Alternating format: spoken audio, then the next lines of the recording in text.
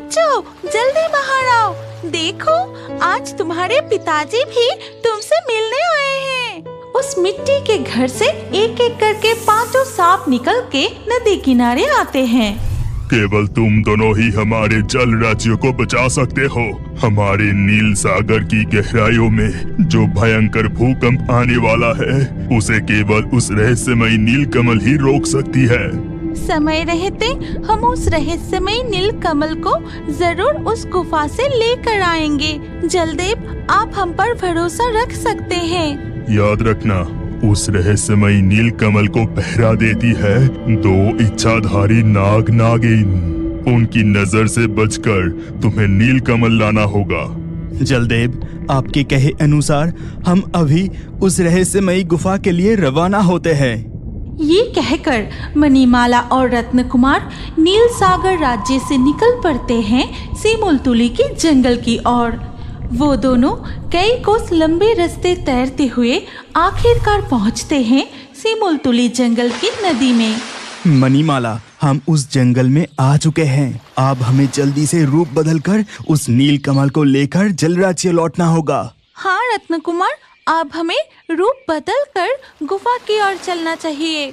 इतना कहकर मणिमाला और रत्न कुमार मानव रूप धारण करके जंगल के रास्ते से चलने लगे।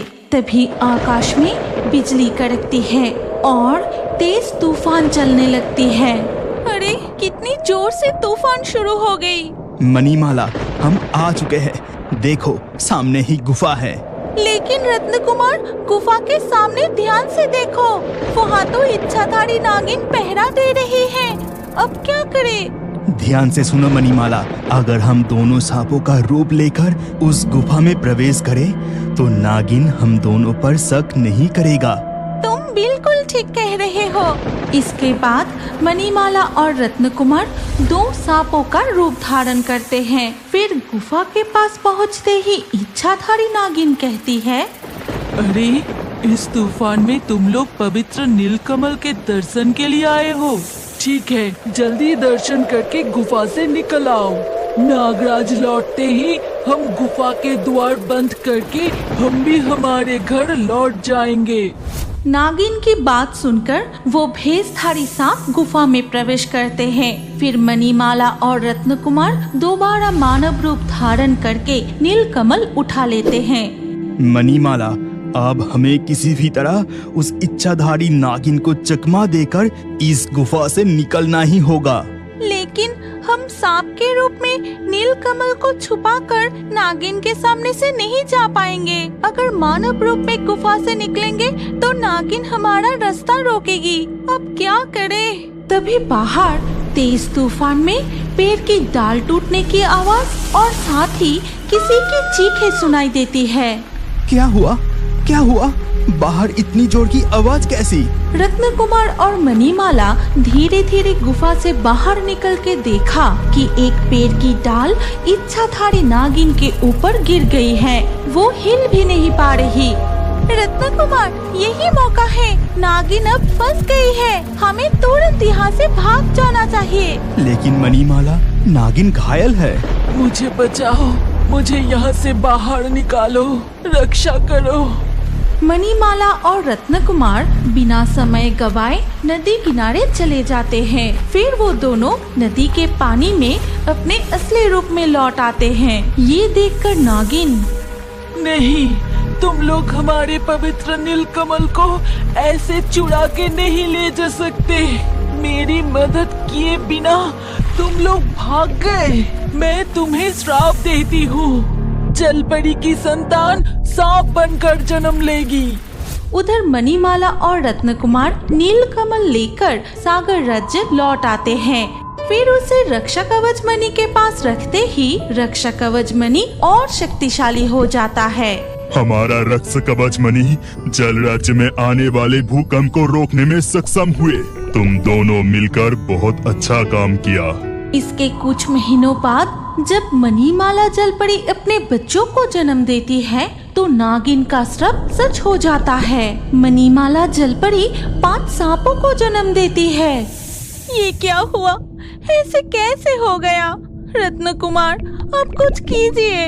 मैं अभी जलदेव के पास जाता हूँ। रत्न कुमार जलदेव के पास जाकर 5 सांप संतान के बारे में बताता है और ये सुनकर जलदेव, ये सब उस इच्छाधारी नागिन के श्राप का परिणाम है। सुनो, तुम्हारे 5 सांप संतान जलजीव नहीं है, इन्हें स्थलीय भूमि पर छोड़ाओ, वही ये बड़ा होगा।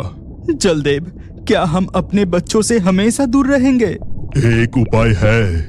इसके बाद जलदेव की बात मानकर मणिमाला और रत्न कुमार नदी किनारे जाकर अपनी 5 सांप संतानों को रख देते हैं। फिर उनके लिए जादू से एक मिट्टी का घर बना देते हैं। चलो मणिमाला, अब हमें लौटना चाहिए। रत्न कुमार और मणिमाला जल राज्य लौट जाते हैं। फिर धीरे धीरे समय बीतता गया। मणिमाला कभी कभी नदी किनारे जाकर अपने 5 सांप बच्चों से मिलती है और जादू करके वो 5 कटोरियों में उन्हें दूध पिलाती है। फिर मणिमाला जल राज्य लौट जाती है और ऐसे ही दिन बीतने लगे। पता है रत्न कुमार, हमारे 5 बच्चे कितने बड़े हो गए हैं। अब वो बोलने भी लगे हैं और मुझे माँ कहकर पुकारते हैं। आज तुम भी मेरे साथ चलो ना। फिर मणिमाला के साथ रत्न कुमार तैरकर नदी किनारे पहुँचते हैं और मणिमाला अपने बच्चों को पुकारने लगी। बच्चों, जल्दी बाहर आओ, देखो आज तुम्हारे पिताजी भी तुमसे मिलने आए हैं। उस मिट्टी के घर से एक एक करके 5 सांप निकल के नदी किनारे आते हैं। मणिमाला, आज अपने बच्चों को देखकर मैं बहुत खुश हूँ। चाहे वो सांप के रूप में ही क्यों न रहे, वो तो हमारा ही बच्चा है। हाँ रत्न कुमार, मैं उन्हें बहुत प्यार करती हूँ। इसके बाद मणिमाला जादू करके 5 कटोरियों में उनके लिए दूध लाती है और 5 सांप मन भर कर दूध पीते हैं। और दूर से ये सब देख रहा होता है एक इच्छाधारी नाग। उस जल परी की 5 सांप संतान है। क्या वो जल परी वही जल परी है जिसके बारे में मैंने अपने साथी नागिन से अंतिम समय में सुना था, जिन्होंने उसे बचाए बिना हमारी पवित्र नीलकमल को लेकर भाग गए थे। जल परी, तुम्हारे हाथ का वो जामुन मुझे दे दो। नहीं, कभी नहीं। मेरी बहन ये भूतिया जामुन खाके जामुन बन गई है। मैं ये जामुन नहीं दूंगी। झिनुकमाला, आज हम सिंचुला जंगल की नदी में चलेंगे। सुना है वहाँ नदी के किनारे तरह तरह के स्वादिष्ट मीठे फलों के पेड़ हैं। चलो ना, मुझे जमीन के फलों को खाने की बहुत इच्छा हो रही है। लेकिन हमें सबकी नजरों से छुप कर जाना होगा और तुम किसी को मत बताना। अगर माँ को पता चले तो वो बहुत डांटेंगे। ऐसा कहकर मणिमाला और झिनुकमाला दोनों बहनें नदी के रास्ते तैरते हुए सिंचुला जंगल में पहुँचती है। फिर वो नदी से बाहर निकलती है। वाह, कितना सुंदर जंगल है, कितनी शांति है। दीदी देखो, यहाँ एक पीले फल का पेड़ है। हाँ, लग रहा है ये फल स्वादिष्ट होंगे। लेकिन अगर वो फल जहरीला हुआ तो? तुम सही कह रही हो। चलो थोड़ा और आगे बढ़कर दूसरे फल देखते हैं। ऐसा कहकर वो नदी में थोड़ा और आगे बढ़ती है और एक विशाल जामुन के पेड़ के पास रुकती है। मणिमाला, देखो इस पेड़ के फल कितने रसीले और मीठे लग रहे हैं। झिनुकमाला की बात पूरी होते ही एक तेज झोंके से नदी के किनारे कुछ जामुन गिरते हैं। ऐसा देख हम यहाँ आते ही हवा में इतने सारे फल गिर गए। जरूर प्रकृति चाहते हैं कि हम ये फल खाएं। फिर मणिमाला जैसे ही जामुन का गुच्छा उठाती है, तभी टूनी चिड़िया कहती है, मत खाओ, मत खाओ वो फल बहुत खतरनाक है। अभी फेंक दो, मेरी बात मानो, फेंक दो उसे। टूनी की बात सुनकर झिनुकमाला कहती है, क्यों टूनी चिड़िया, इस फल को खाने से क्या होगा? देखने में तो ये बहुत स्वादिष्ट लग रहा है। इसका नाम जामुन है, ये कोई जहरीला फल नहीं। लेकिन इतना कहकर टूनी चिड़िया वहाँ से उड़ जाता है। मुझे लगता है ये जामुन हमें नहीं खाना चाहिए। अब बहुत देर हो चुकी है, चलो वापस चलते हैं। टूनी ने कहा ना ये जहरीला नहीं है, तो फिर इसे खाने में कोई नुकसान नहीं होगा। ऐसा कहकर मणिमाला एक जामुन खा लेती है। फिर दोनों बहनें अपने जल राज्य लौट जाती है। उधर अनुपमा हर रोज की तरह सिंचुला जंगल में लकड़ी काट कर अपने घर लौट रही थी, लेकिन उस दिन शाम हो चुकी थी। हे भगवान, शाम हो गई है, अभी भी बहुत रास्ता बाकी है। घर पर मेरा बेटा अकेला है। आज ये नदी किनारे वाले रास्ते से चली जाती हूँ, ये रास्ता थोड़ा कम होगा। ऐसा कहकर अनुपमा नदी के किनारे वाले रास्ते से तेजी से चलने लगती है। कुछ दूर जाते ही उसे एक जामुन का पेड़ दिखाई देता है। अरे, यहाँ एक जामुन का पेड़ भी है, पहले तो कभी नहीं देखा। और पेड़ पर कितने रसीले जामुन लगे हैं। चांदनी में सारे जामुन कितने चमक रहे हैं। मैं कुछ जामुन तोड़कर अपने बेटे के लिए ले जाती हूँ। फिर अनुपमा पत्थर मारकर जामुन गिराने की कोशिश करती है, लेकिन एक भी पत्थर जामुन पर नहीं लगता। अरे, एक भी पत्थर जामुन पर नहीं लग रहा। अगर थोड़ी हवा चलती तो कुछ जामुन जमीन पर गिरते। तभी अचानक एक तेज हवा की झोंका चलने लगती है और उससे कुछ जामुन जमीन पर गिरती है।